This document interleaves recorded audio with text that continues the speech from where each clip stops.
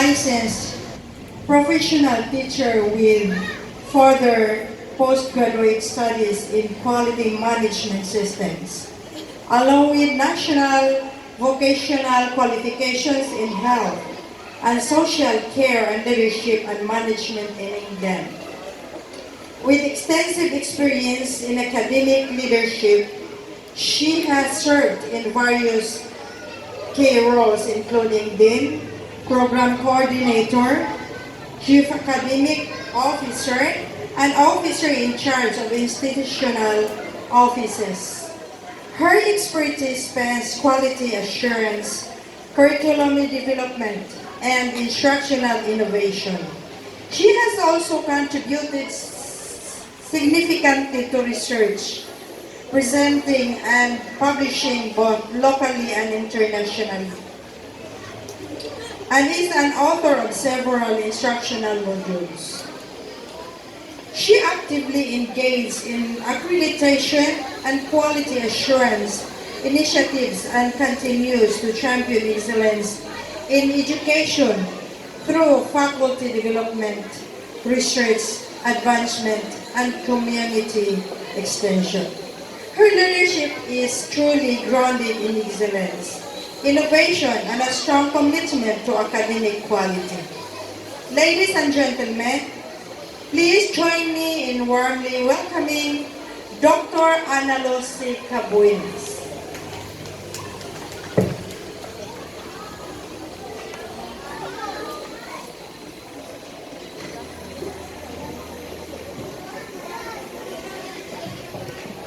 Thank you, Ma'am Willalyn, for that very kind introduction, and please be seated. Mayong gabi kanatong tanan. Mayong gabi sa akong mga kaliwat. I believe I have a lot. I don't need to mention their names one by one. And mga silingan, kay tagalagtang ako nalimot no og introduce na tagalagtang pagyud day ko. And mo nang maingon ko nga lahi ba ni kung ang kong silingan mamay mo deliver og message kay murag na yun mag-istoryahan na yung tanong. Okay, so I gave the introduction to Ma'am Willalyn or to Ma'am Carrie, and I forgot to include na tagalagtang sambagan lagtang Talisay City, Cebu. May inyong ang commencement speaker karon. So siguro naadinhi karon nga ni-graduate nga basin og ako ning mga pagumangkon or di ba ako no nga dili na nato matrace. So once again, maayong gabi to our principal, Ma'am Jonalyn, to the faculty and staff of this school, our very own Adventist Academy, Talisay Cities Incorporated. And then, to all the proud parents, mga magarbuhon na mga ginikanan nga naa dinhi sa atoa karon, atong pakpakan their presence mga kay suunan or kay galaan. And most especially, the graduates of grade 6 class. What's your class? Deo Volente, which means God willing. So, before anything else, let me ask our graduates, mangutan ako, do you have a dream? Yes? Pero dili sure. May dreams mo wala? Ano man? Literally wala ka ng dambo inyo hanggang na muna. Do you imagine becoming a doctor? No? So sa man di ay lang, ni-graduate lang tayo hinihingaw. Walang tayo gihuna-hunaon sa umaabot. Who wants to become an engineer? Wow! Who wants to become a doctor? Una ang man naging mo dreams, di man naging mo manihog. Okay, what surprised me, when I look at your program, I saw that there are 30 graduates.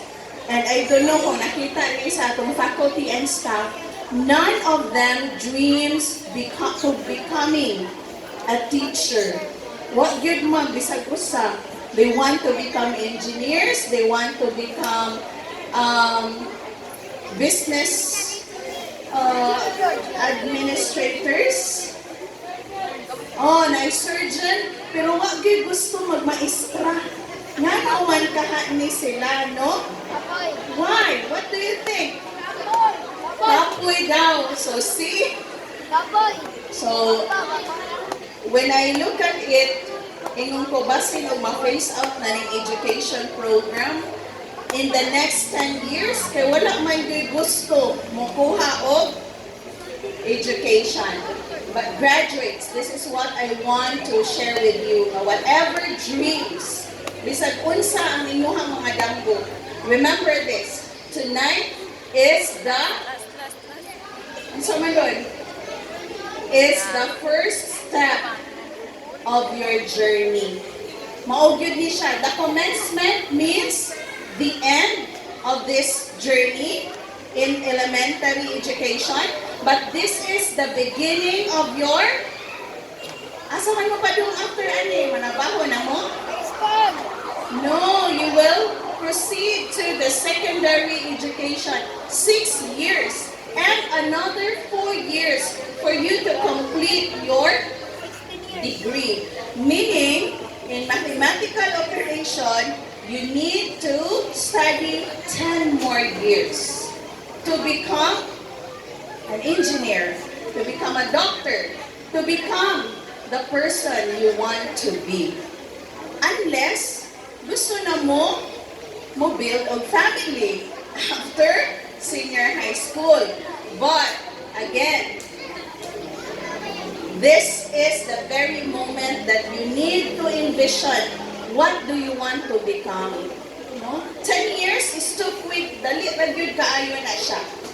So, let me share a part of my journey because it started here.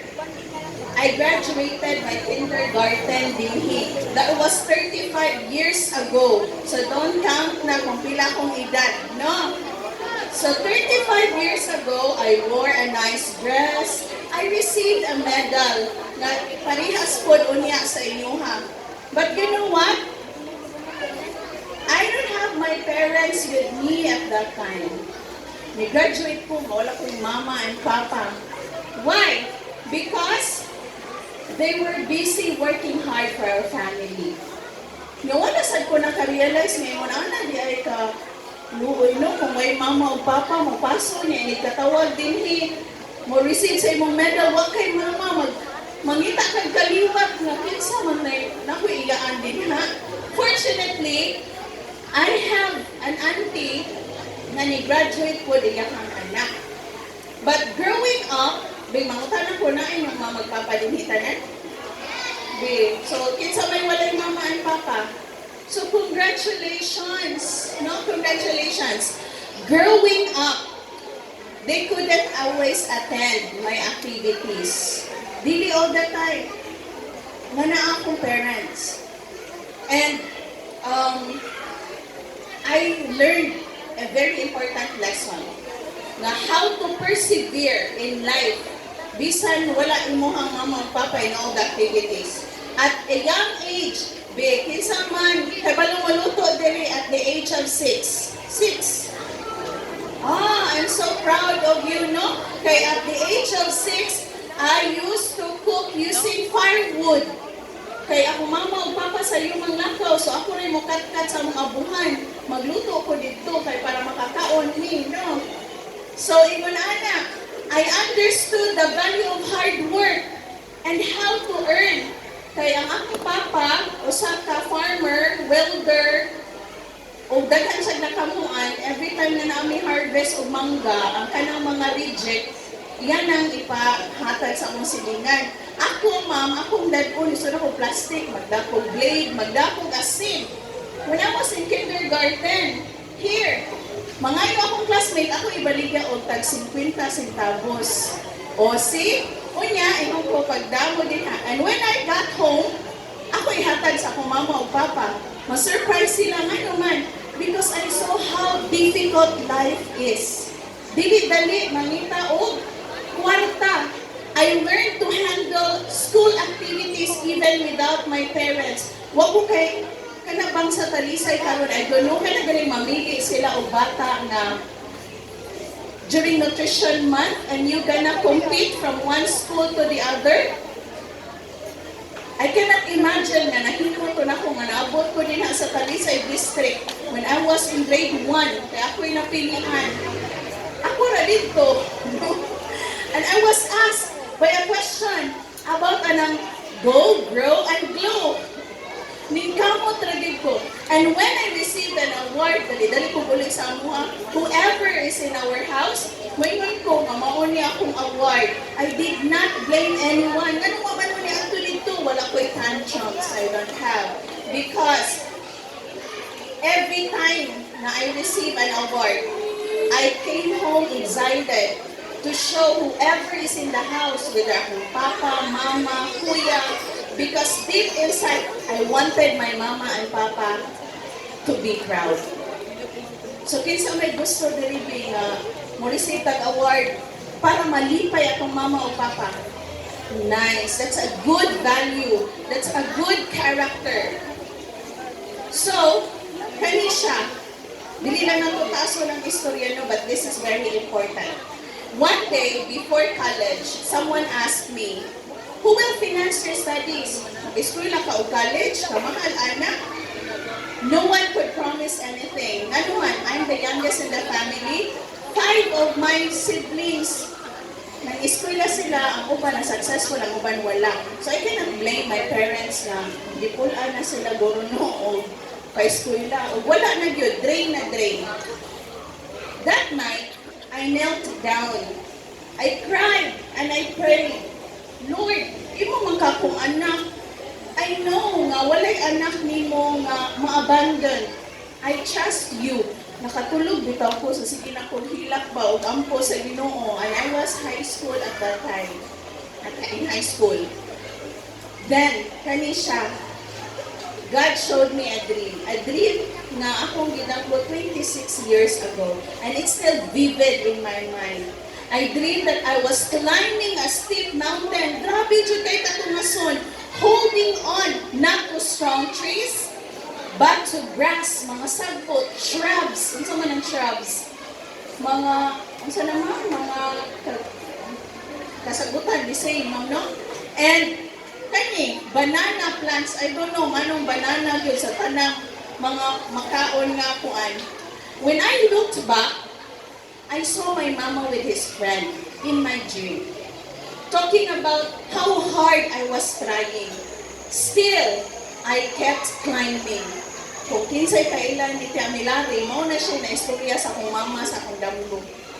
At that time, naabot na ko itong pinakatumoy sa bukid, I saw another tall building. Taas, yun kayo siya nga building. I entered, took the elevator, went to the highest floor, and inside the room sat an old man, like a finance officer. Then the dream ended. You know what? That was again 26 years ago. But it was so clear na I know God has a message. Pag mata na ko, ingon ko, I can achieve my dream only if I trust God. True enough, God fulfilled it. I finished college with multiple scholarships. I received my first job by invitation. I traveled to the United Kingdom for work and study. When I returned home, I was again invited, offered for another job. Later, I became a program head, the youngest dean, and the youngest vice president. Everything matched the dream. The climbing, the elevation, the doors opening. It was God guiding every step. Can you imagine? No, even ako, I cannot fathom how great God is. My life was so straight, not because life is easy, but because God has been faithful in His promise. Mauna kamo nga mga batch, in your journey, I want to share na I discovered 2 lessons in life. And I want to carry it, no, I want you to carry it with you wherever you go. Bisag unsa pa kalisod sa kinabuhi. Number 1, build a strong relationship with God. Not all the time nga ngayong gi-enjoy karon will be the same for tomorrow and in the days to come.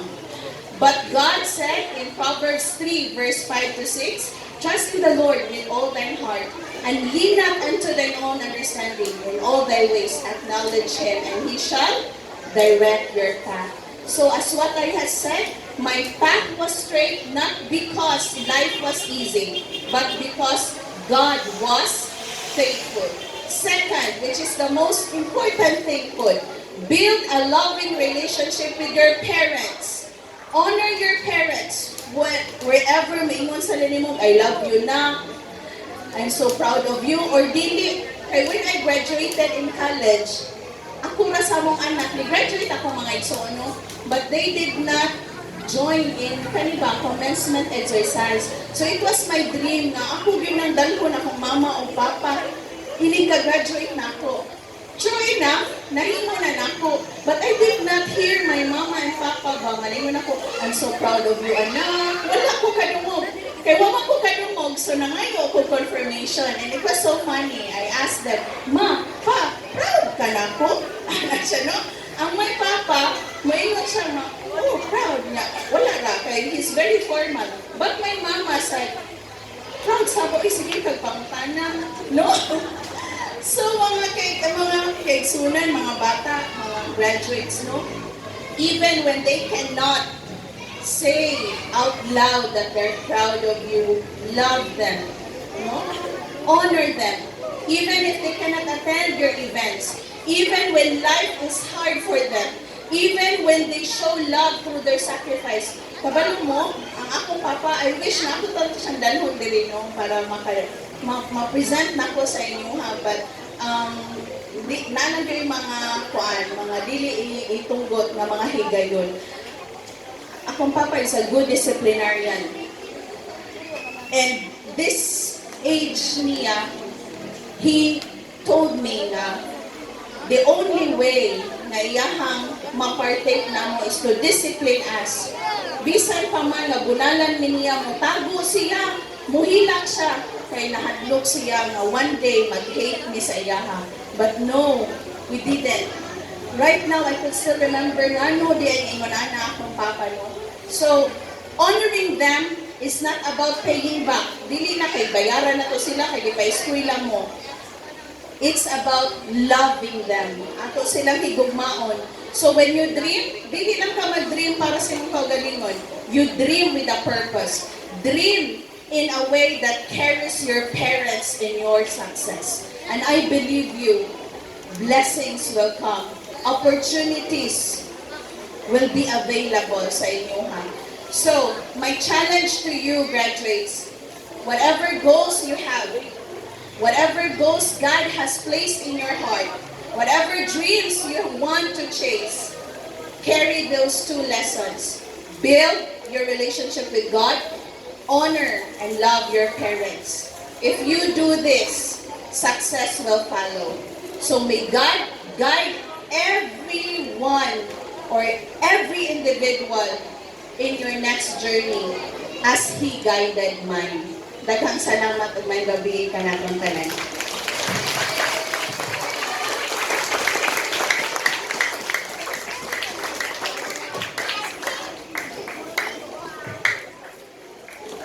Thank you very much, Dr. Ana Lucy Cabañas, for that truly inspiring message.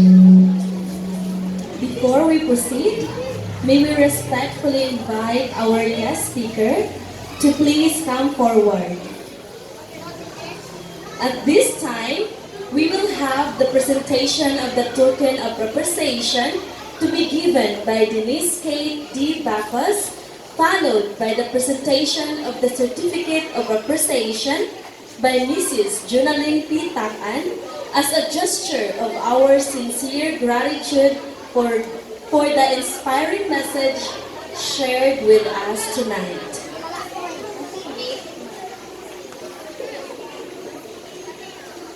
On behalf of Deo Volante 2026, we would like to express our heartfelt gratitude to Dr. Ana C. Cabuenas for the inspiring and uplifting message you shared with us.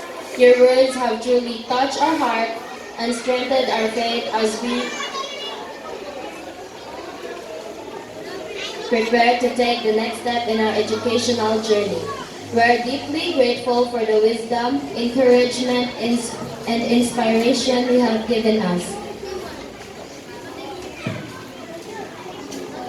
As we continue to pursue our dreams and strive for excellence, may the lesson you shared remain in our hearts and in making wise choices in life. May the Lord continue to bless and guide as we walk forward with courage, hope, faith, and determination. Thank you very much.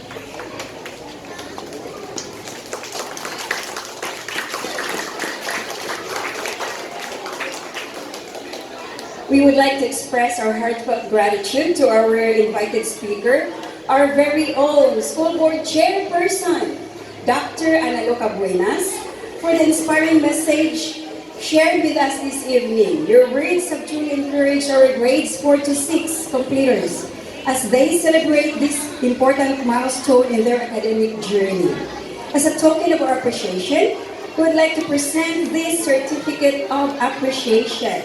Let me read the content of the certificate. Adventist Elementary School, Talisay Incorporated, Lagtang, Talisay City, Cebu.